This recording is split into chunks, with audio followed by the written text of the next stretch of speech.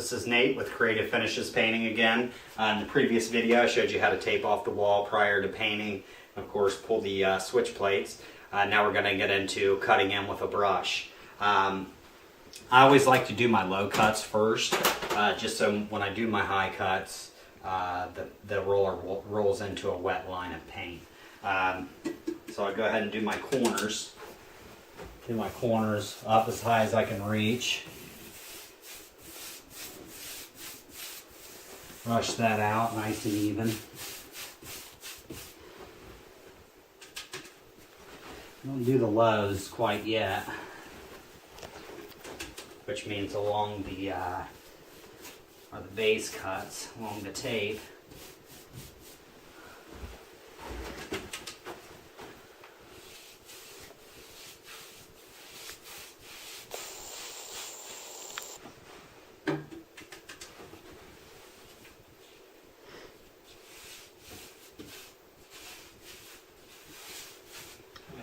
Here's the corners, got the plate or the outlet cut in. Now we'll get into the high cuts, which I'm sure will be a little bit more tricky for you. But what you do is you get a fair amount of paint on your brush. Lay the brush down, let the bristles extend. And then as you get into tight areas like that, just let up on it a little bit so it gets a little skinnier. Just stay in that trough of the ceiling. Brush that out. Bring it down, go around your vent here, or you can take the vent off if you'd like. I usually leave them up.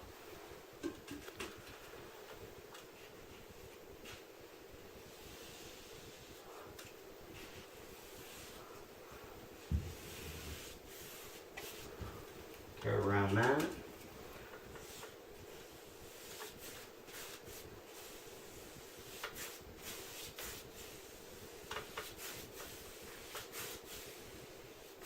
We're just doing the same color, freshening up the paint in this room.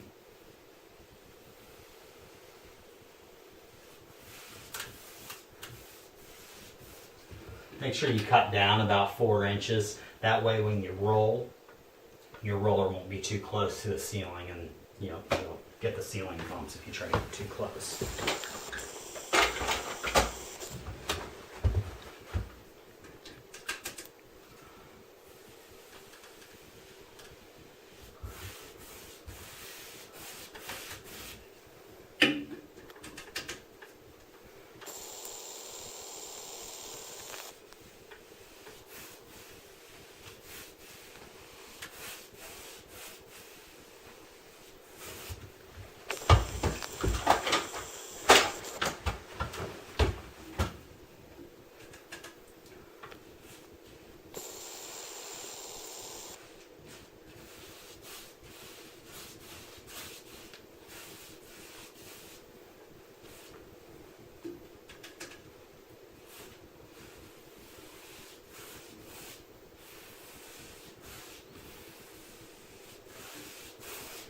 Okay, now that we've got that cut work done, what we'll do is we'll roll it, and then we'll pull the tape after we roll, and then we'll cut in the base. If you cut in the base while the tape is still there, you'll get bleeders behind the tape. So I like to just go ahead and use the tape for my umbrella for the roller, pull the tape, and then cut the baseboards in. So we'll just go ahead and stop right here with the cut work, and we'll get into showing you how to roll the walls.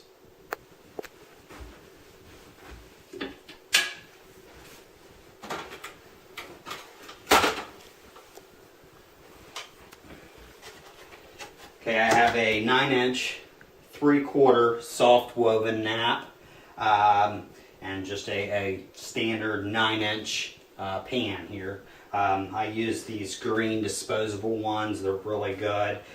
They don't need a pan or anything else to go into. They stand on their own, so I like to use these. Then I just got a 2 to 4 Wooster pole. Snap lock. It's adjustable. Of course, these ceilings aren't very high, so we won't need to extend this pole out very far. Get that fastened onto there. Okay. Start rolling.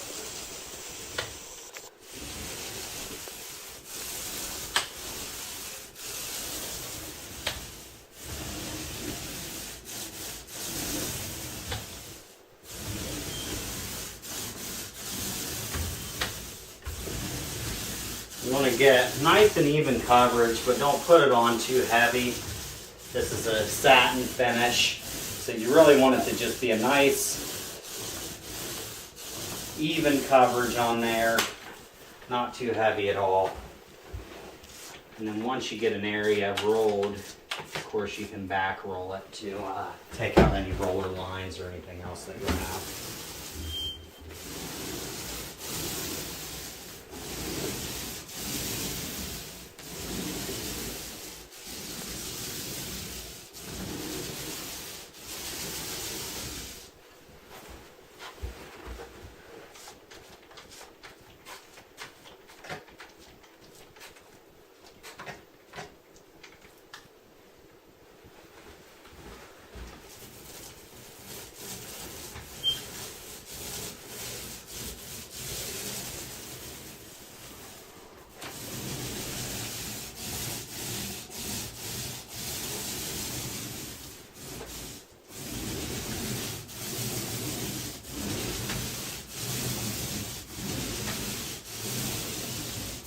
Try to do full strides if possible, if you have enough room.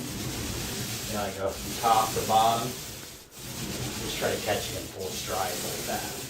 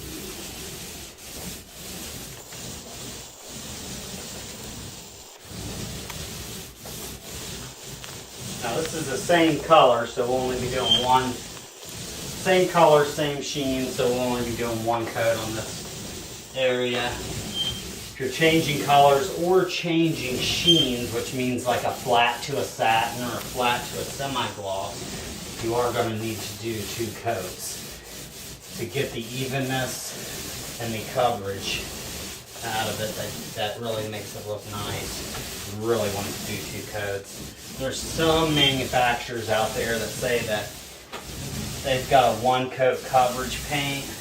It may look decent, but we want things to look better than decent.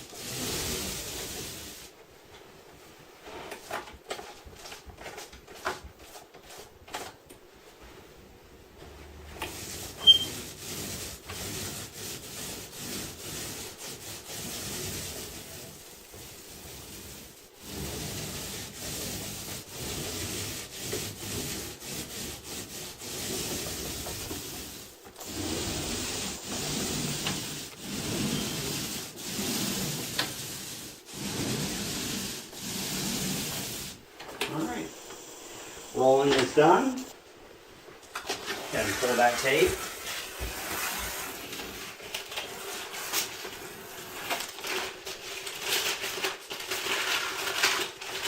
Then the baseboards are basically going to be just like the ceilings as far as cutting them in. Of course, you want to stay in that line there, you know, where the trim meets the walls.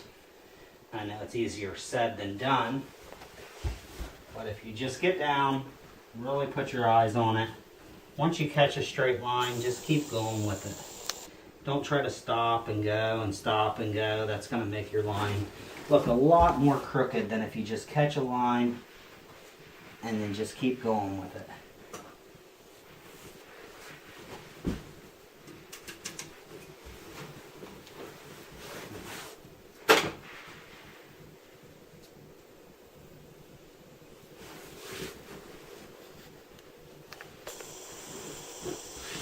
We've also got another video on backfilling trim, which means you would tape it, run a small bead of caulk in between the wall and the tape that you put down, wipe that off with a wet rag, and then paint it. And you can just go ahead and paint right over the tape, and that caulk will seal down the line. It also fills any cracks that are in between the baseboard and the walls. And that's it. That concludes painting a room by creating